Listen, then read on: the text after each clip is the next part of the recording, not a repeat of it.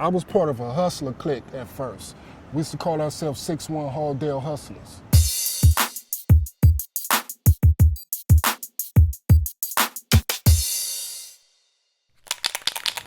We was a hustler clique, and the Brims was right next to us. But we dealt with the Crips. We dealt with the Menlo Gangster Crips, because we was cool with them. At that time, they wasn't even Menlo Gangster Crips. They was Menlo Hustlers. So we ran together. We got money together. We hung out in each other's hoods and so forth like that. But then I guess as things got bad coming up in the 80s, you know what I'm saying, and the gang culture started getting kind of heavy, real heavy. You know, I had a talk with one of my G's. His name is LIL. I had a talk with one of my G's, and we wasn't, you know, he came to me and he was like, you know, you little niggas over here is rowdy. We was a bunch of little kids.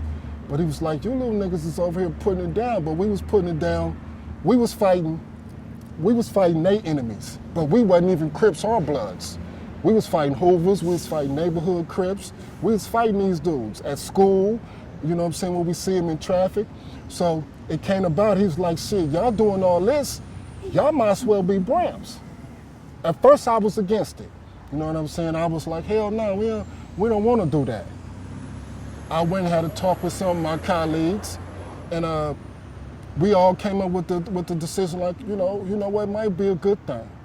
You know what I'm saying? It might be a good thing. And at the time, remind you, it was only about 8 of us then, little guys that was claiming this hustler clique. A lot of our OGs that was in the hustler clique was in prison. So he came to me, we had a little sit down. I went back to my colleagues and I said, you know, I've got this proposition, and you know, they feel like we fit their criteria, they like our style, you know what I'm saying? And to tell you the truth, I kind of like their style too.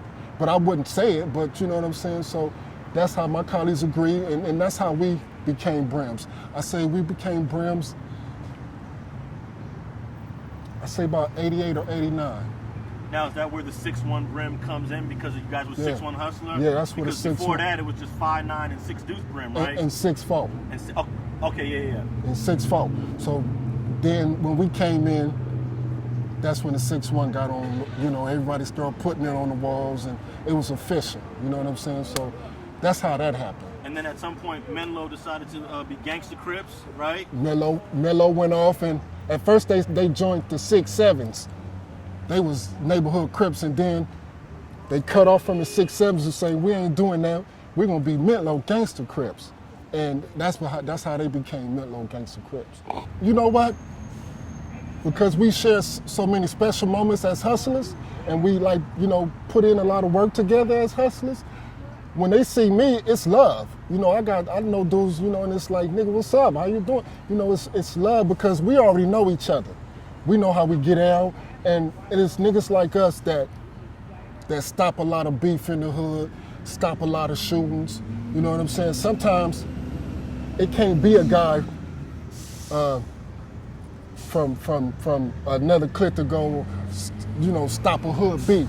Sometimes it gotta be somebody that they real comfortable with. You know what I'm saying? Like, they comfortable with talking to, comfortable with him coming over there talking about it, they coming to me talking about it. And I feel like I was one of those dudes, you know what I'm saying, that can go to the Menlos and say, look, man, you know, I grew up with you, we grew up with, you know what I'm saying, let's stop this right here. We too close for this.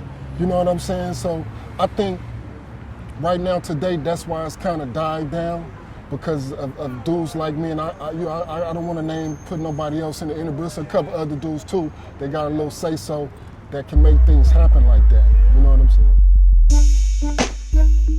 If you're a person that's been taught to hate another dude because he does something that he's believe in and things like that, then I think that's shame on you. And they needed to be in a group of Bloods to say they was a Blood instead of being a Blood by themselves and walking around like a man with their head up. That's what the penitentiary changes. Because if you a real nigga, you gonna go in by yourself, you gonna come out by yourself.